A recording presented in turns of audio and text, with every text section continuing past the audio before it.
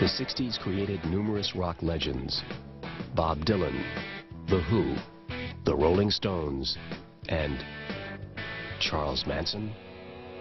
Charles Manson will go down in history as a crazed hippie cult leader who used sex and drugs to brainwash his followers to kill for him. Maybe I should have killed 400 or 500 people, then I would have felt better. Then when I felt like I really offered society something. You know, if I wanted to kill somebody, I'd take this book and beat you to death with it. What people may not know is that Charles Manson was just a wannabe rock star on the make, whose failure to hit the big time may have driven him and his family into a bloody madness. He had something. He could have been something legitimately. He could have been a movie star. He could have been a rock star. You know, he could have been a successful musician. He had that thing that people call talent. I think most people expected Manson's music to be sort of like some sort of violent punk rock or something like that, or completely incompetent. But it was actually more like rather well-done folk music. My life is yours, yeah, and you can have my world. I think Charlie's music and songs were extremely powerful. And you might say they were powerful enough to make them kill for him. We all get our turn, I love you. In August 1969, 7 people were brutally slain in what's known as the Tate-LaBianca murders. 5 people, including pregnant actress Sharon Tate, were killed in a mansion on Cielo Drive in Los Angeles. The other 2 victims, Leno and Rosemary LaBianca, were attacked a few miles away in their Waverly Drive home the next night. Though the LAPD first believed the crimes were unrelated, it was soon discovered that both were the handiwork of a hippie commune headed by Charles Manson.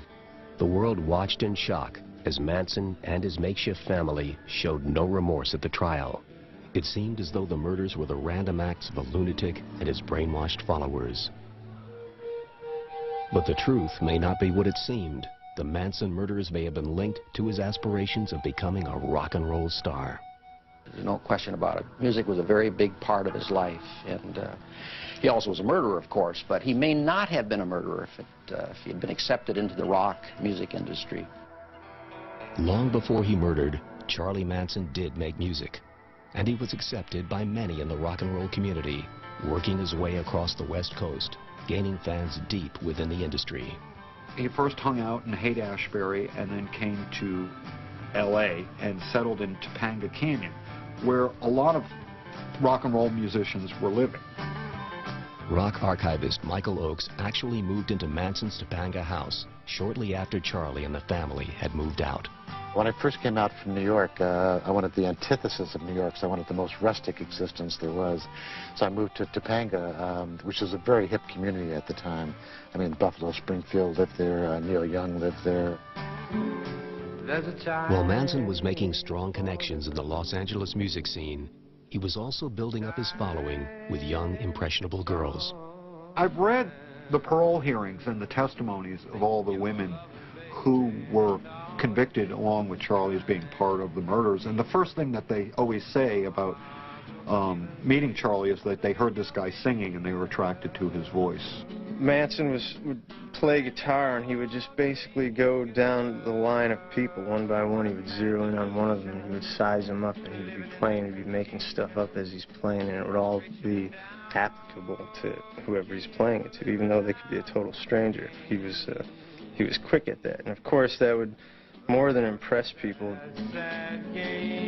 Eventually, Manson struck pay dirt when his girls ran into Beach Boys drummer Dennis Wilson. Wilson had influential connections that Manson needed to launch his music career. Little did Wilson know when he brought home a couple of hippie girls what would soon be in store for him.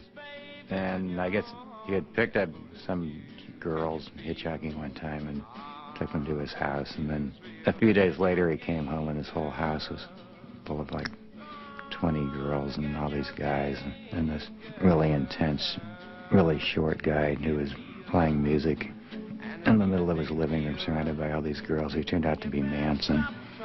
Manson had moved his family in, and there was a lot of frivolity and fun, and they were making marijuana cookies and everything, so Wilson thought it was kind of a fun situation, and they ended up living with him for a couple months. This is in the early spring and summer of 1968.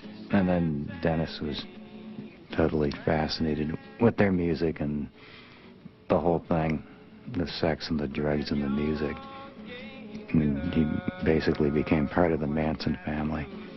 But then it got kind of heavy after that. Manson started hitting up Wilson for money. He said it eventually cost him about $100,000. He gave him about 9 or 10 of his gold records, the wardrobe, paintings off the wall. One member of the Manson family totaled out Dennis's brand new Mercedes Benz. He hadn't gotten insurance on it yet. But despite these incidents, Dennis still tried to help his friend out by arranging to record some of Charlie's songs. Then Dennis Wilson took the Manson family to Brian Wilson's studio at his house, and there was apparently a fully produced record made, and it's never surfaced. Some of the songs in the album that Manson had recorded for Wilson had words in it like death, blood, murder. So I asked Dennis, is there any way to get a copy of that tape? Because I might be able to use it circumstantially to connect Manson with these murders. And Dennis told me, he said, words to the effect that the vibrations in that album and in that music was not of this world, and I destroyed the tape. Although the Beach Boys never released any of those recordings, they did record one of Charlie's songs.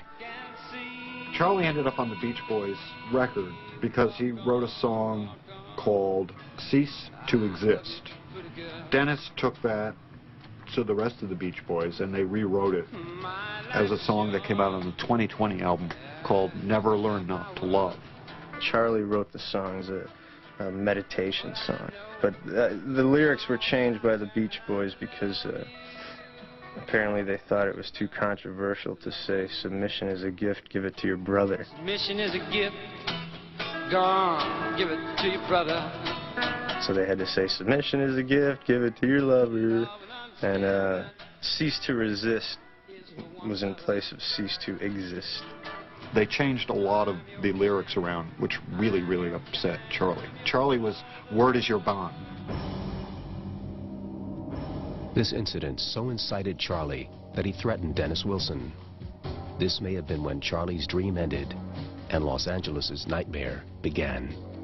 Well, there's a story that Charlie mailed to or gave Dennis Wilson a bullet. It was kind of a symbolic threat to Dennis, saying, I'm going to get you. That's one of the reasons why Dennis Wilson cleared out of his own house. Dennis Wilson left the family and just moved. Just left him in his house with his Rolls Royces and his cars and his clothes and just split because he, you know, I think he was afraid of Charlie.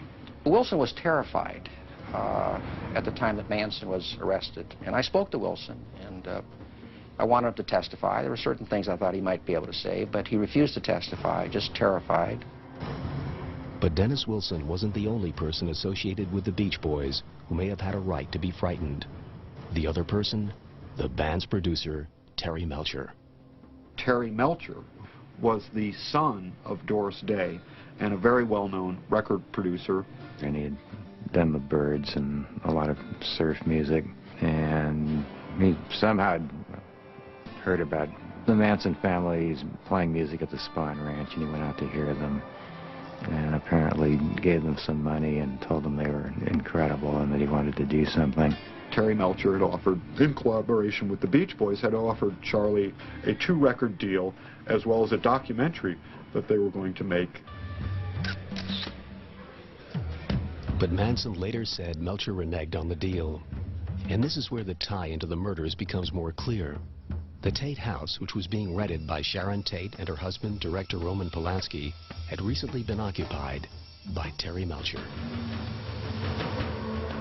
I worked at Columbia Records at the time in publicity, and I actually ran into a lot of the Manson people at Columbia when they were waiting for Terry Melcher, and they would be in the lobby. Terry Melcher was terrified, rightfully so. Terry Melcher believed that when they went to Sharon Tate's house, that they were looking for him, not for Sharon Tate.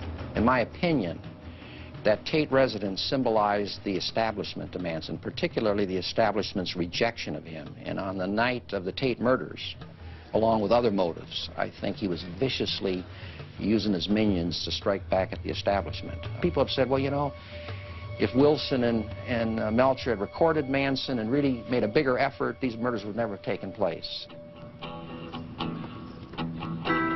If the Tate murders were tied to the music industry through Terry Melcher, why were the innocent LaBiancas killed? According to Manson's record producer, Phil Kaufman, the LaBianca murders were also tied to the music world. Kaufman and Manson met in prison in 1967, 2 years before the murders, while a struggling musician was serving a 10-year sentence for forgery.